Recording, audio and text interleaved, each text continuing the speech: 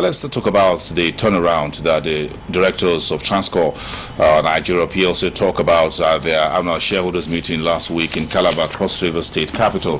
Boniface Okeze is still with us here in the studio. Thank you very much for staying around. This is a company that had some very bright beginnings, as it were, but as the story goes, is all history now. How the marriage between Transcorp and Nitel proved to be a very disastrous one until the divorce took place a couple of months ago, sometime last year, and now look at what Tunde Okereke, the chairman of Transcorp, says, who is the immediate past CEO of the stock exchange, says, I urge shareholders, that you inclusive, to focus on the future as we stride into the next phase of our growth. Our performance has shown the defensive nature of our earnings. So Tunde Okereke and the rest of our team says you should focus, all of us should focus on the future. Do you agree with that?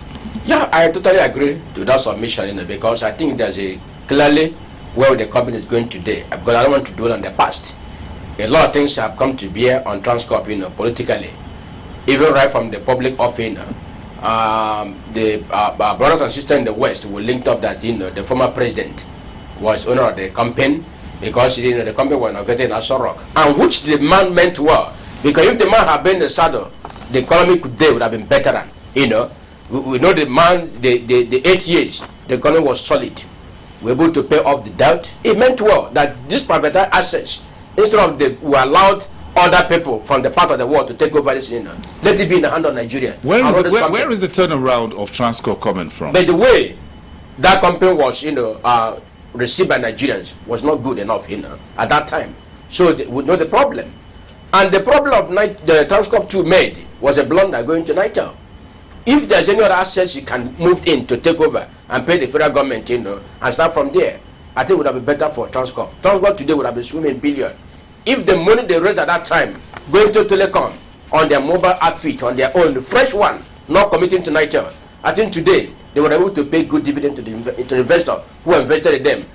Take example of new entrant, Visa Phone, Etisalat. They are making waves today in the telecom industry.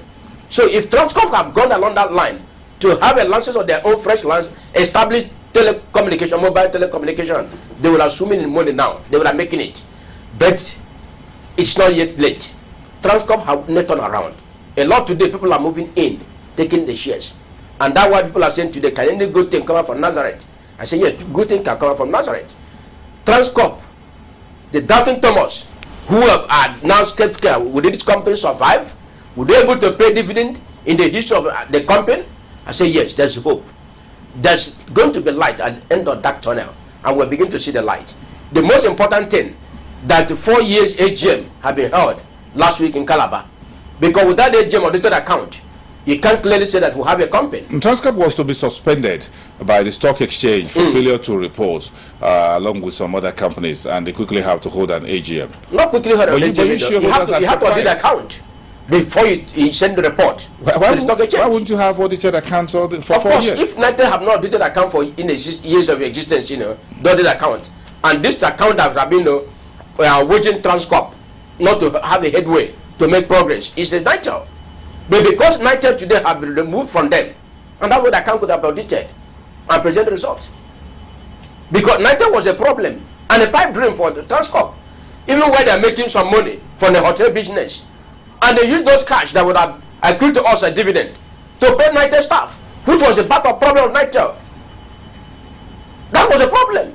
So by Nitel taking off from their neck, it's a life we're seeing today in Transcorp. Do you shareholders have confidence in the Okereke's led board of directors? Of course, he had the egg communion and poured on her on that Thursday last week in Calabar. Almost all the hall were filled to capacity now. Everybody came far and near. Okay? Because we thought we don't have the AGM in Calabar that hall even to that side. That was the first of its kind in Calabar. AGM. I think another AGM that we know that was maybe Union Bank 3 years back in Calabar. I've not seen any crowd in Calabar. I've not attended AGM in Calabar.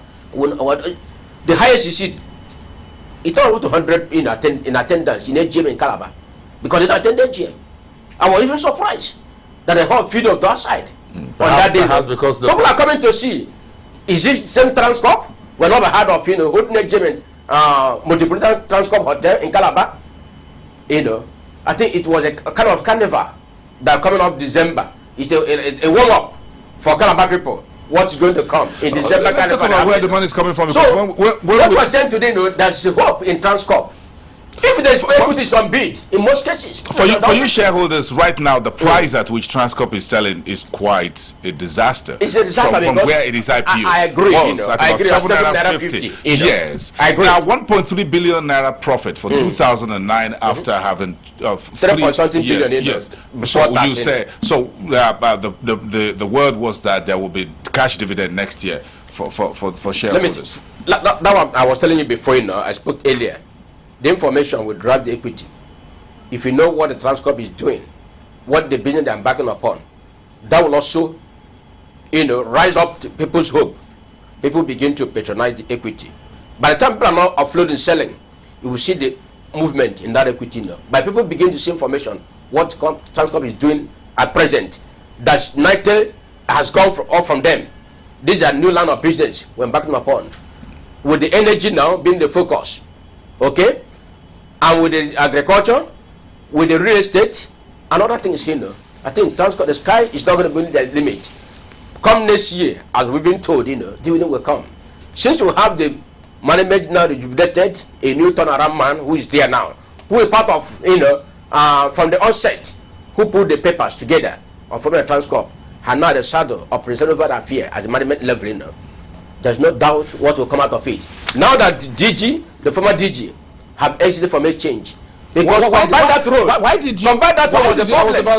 did you shareholders really like Tunde Okereke last week? Yes. On what? As the chairman of Transcorp. Okay, we elected her because now she is now promoted to devote most of her time because she don't have time fully for Transcorp to give that board leadership. Provided, because we were sharing that time between exchange and Transcorp. But now it's off from the exchange. She's going to devote her remaining energy in her, that bubble, to make sure that Transcorp come alive fully to deliver the dividend of investments to investors who are invested in Transcorp, And she's not going to fail because she has not failed in the past. If she can be able to transform a change, what is company cannot transform a company, We provided the dividend leadership. That's what we need. That's what Transcorp need. A focused leadership. That's clearly this is where we're going. And with the caliber of men on board, they will not fail, they will not disappoint.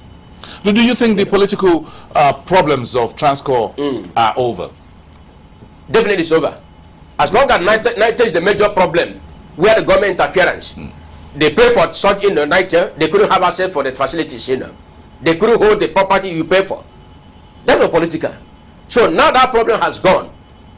Transcorp have no business of failure. There's no excuse of disappointing investors. And I know they're going to live up to their promise by delivering world-class service. Transcorp is a world-class company for Nigerians. It's going to be one of the Asian tigers for this part of the sub-Saharan.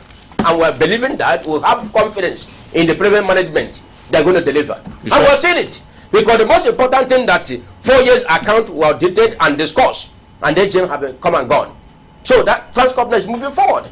In the past, we have no company without audited account presented, and the shareholder come and discuss the future and present to you this is where we are and this is where we're going. These are most important things. We now have a company we can call Transcorp because all those impediments have been removed.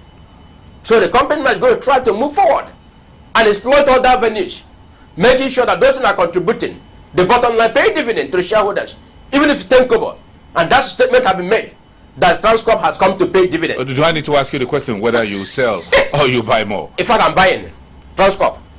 Oh, really? Yeah, if I'm not buying other stock, I'm moving in, taking advantage of the lower price to dilute what I had before. And that's 750 now. If I have money, I'll mop up to millions in Transcorp. Because I know Transcorp has come to stay. I know the bad old days has gone. As far as I'm concerned, I'm seeing the books clearly now. I know where they're going. And that's why most equities on bid. But I'm not getting it to buy.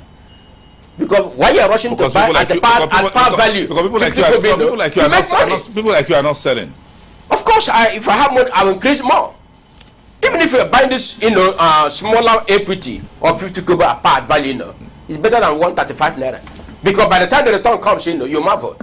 If you want to be a millionaire, go to the low penny stocks.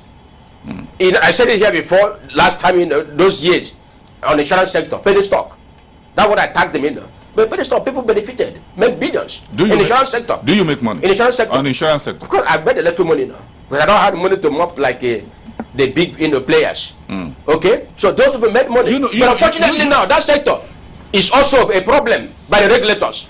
Because the regulator should have known the problem of insurance in the past.